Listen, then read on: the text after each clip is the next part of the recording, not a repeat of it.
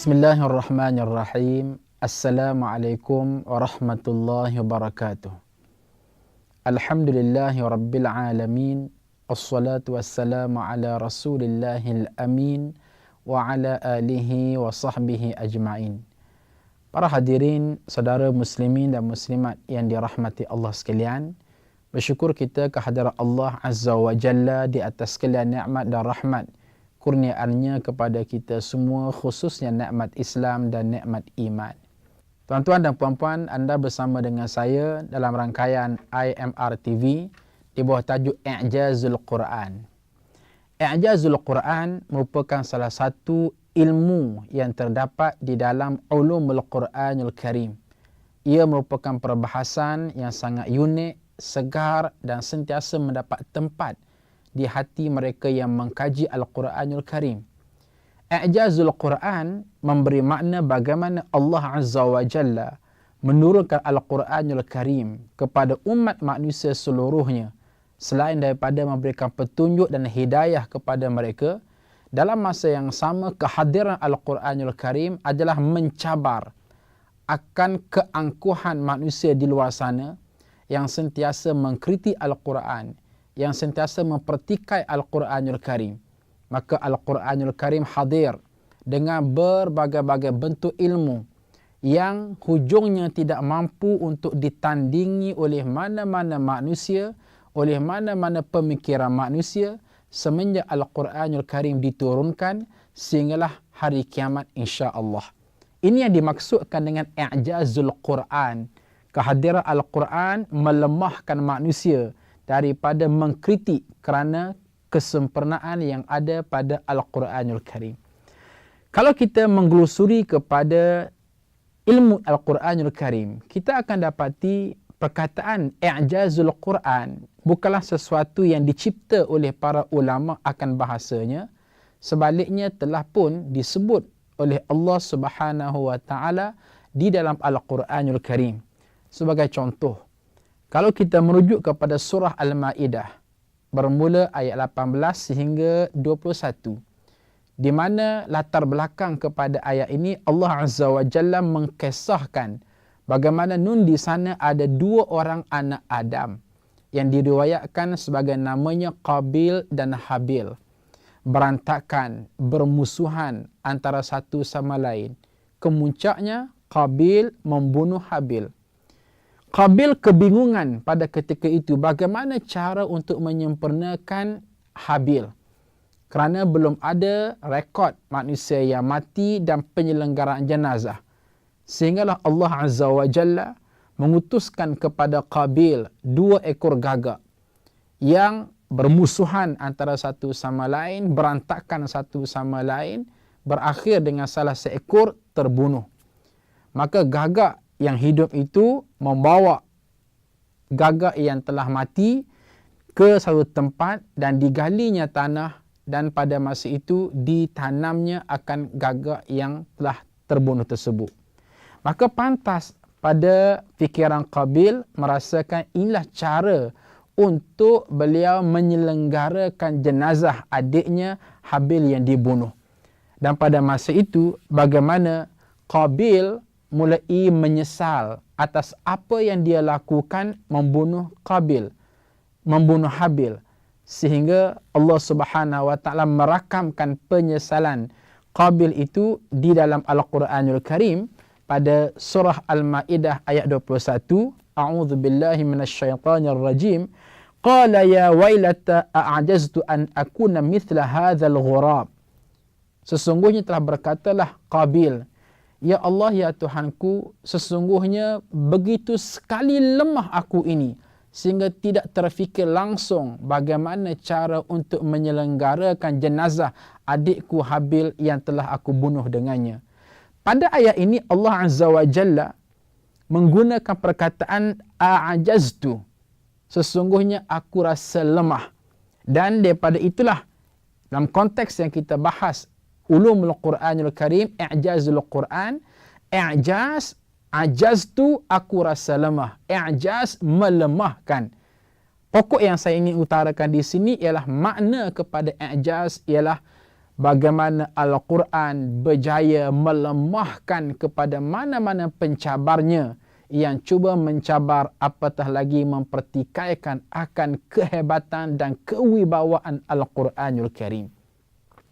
Saudara muslimin dan muslimat yang dirahmati Allah sekalian, sebagai contoh yang kedua, kalau kita rujuk kepada surah Al-Hajj ayat 51, bagaimana Allah Azza wa Jalla menggambarkan tentang mereka yang masuk neraka dan kekal dalam neraka, mereka ini terdiri di kalangan mereka yang lemah.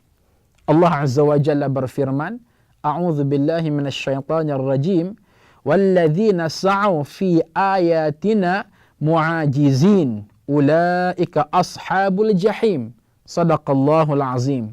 Dan orang-orang yang berusaha dengan maksud menentang ayat-ayat kami dengan melemahkan kemauan untuk beriman, mereka itu adalah penghuni-penghuni neraka. Pokok yang disebut di sini ialah bagaimana penghuni neraka terdiri di kalangan mereka yang mu'ajizin, orang yang lemah, warga yang lemah. Allah sekali lagi menggunakan pakai perkataan i'jaz, melemahkan. Jadi di sini kita buat kesimpulan, maksud i'jazul Quran, sekali lagi saya ulang, ia dengan arti kata lain melemahkan.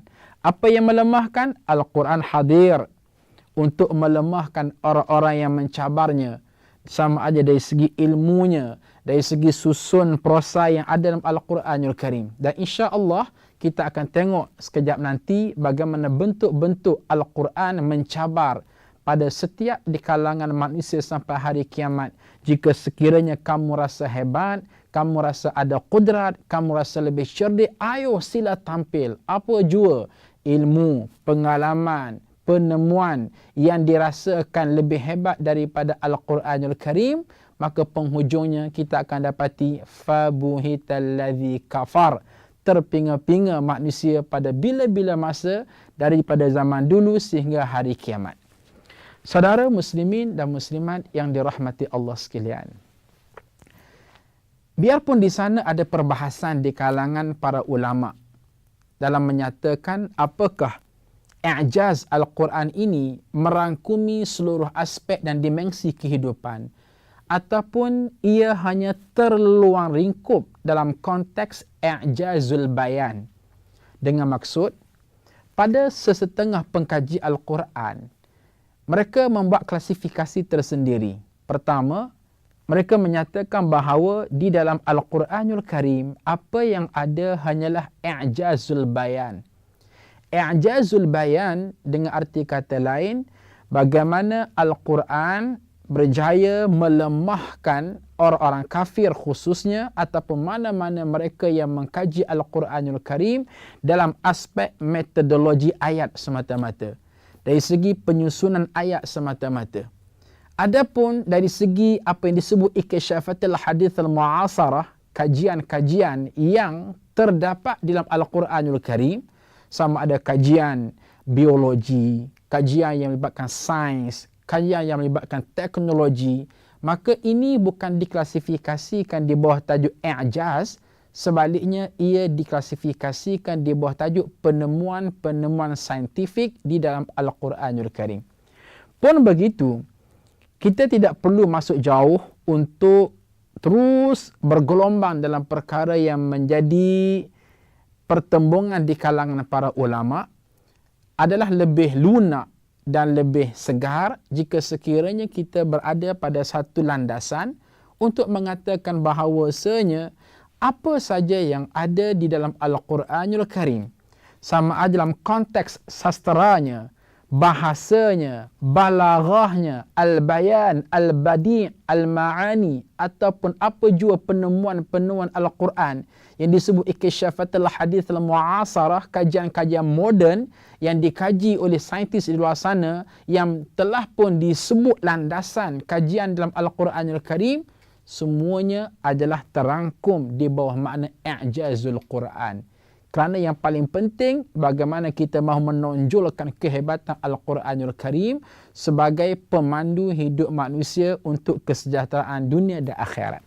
Sebagai contoh, bagaimana kalau kita merujuk kepada salah satu kajian yang telah dikaji oleh saintis tentang biologi badan manusia. Umpamanya dalam surah An-Nisa ayat 56.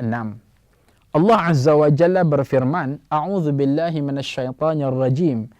Innal ladzina kafaru biayatina sawfa nuslihim nara kullama nadijat juluduhum baldalnahum juludan ghairaha liyadhuqul azab innallaha kana azizan hakima. Sadaqallahul azim. Sesungguhnya orang-orang yang kafir kepada ayat-ayat kami, kelak akan kami masukkan mereka ke dalam neraka. Setiap kali kulit mereka hangus, kami ganti kulit mereka dengan kulit yang lain, supaya mereka merasakan azab. Sesungguhnya Allah Maha Perkasa lagi Maha Bijaksana. Surah An-Nisa ayat 56. Bagaimana satu kajian mendapati bahawa apa yang paling sakit pada diri manusia apabila dihiris ataupun disuntik ialah pada anggota kulit sahaja. Inilah yang paling asasnya. Apabila menembusi kulit dan seterusnya masuk ke dalam isi, ia sudah tidak lagi menjadi sakit. Justru yang perlu dijaga ialah kulit. Maka di sini Allah Azza wa Jalla memberikan bayangan bagaimana seseorang yang wal'iyadzabillah masuk neraka, kulit mereka setiap kali bakar, dihangus, digantikan dengan kulit yang lain. Dibakar, hangus, digantikan dengan kulit yang lain. Dibakar, hangus, digantikan dengan kulit yang lain. Untuk memastikan supaya sentiasa orang yang masuk neraka itu akan ditimpa dengan azab yang pedih kerana merasakan sakitnya kulit yang sentiasa terhiris dan terbakar. Ini telah pun disebut oleh Allah 1400 tahun yang lampau dalam Al-Quranul Karim. Maka di sini ruang perbincangan di kalangan para ulama, apakah ini nak dikatakan i'jazul Quran ataupun ini adalah suatu bentuk pengisytiharan ilmiah daripada Al-Quranul Karim. Bagi saya dalam konteks ini, sama ada kita ingin berkata, nah ini adalah sebahagian daripada i'jazul Quran ataupun ia merupakan sebuah pengisytiharan saintifik oleh Al-Quranul Karim, ia tidak menjadi masalah. Pokok pangkalnya ia berada pada satu nawaitu untuk menggambarkan kepada manusia keseluruhannya akan pertama kehebatan Al-Quranul Karim, kedua ketidakmampuan manusia untuk menandingi Al-Quranul Karim sama ada dari segi sastranya ataupun dari segi inti knowledge yang ada di dalam Al-Quranul Karim. Maka insya-Allah kita harap supaya kita sentiasa berada pada landasan yang betul, segar kita dengan minda Al-Quran, segar kita dengan mengkaji Al-Quran dan membekas dalam kehidupan kita, terasa hebatnya Al-Quran dan sekaligus hebatnya Allah Subhanahu wa taala yang menurunkan Al-Quran kepada kita semua. Sekian, wabillahi taufiq wal hidayah. Assalamualaikum warahmatullahi wabarakatuh.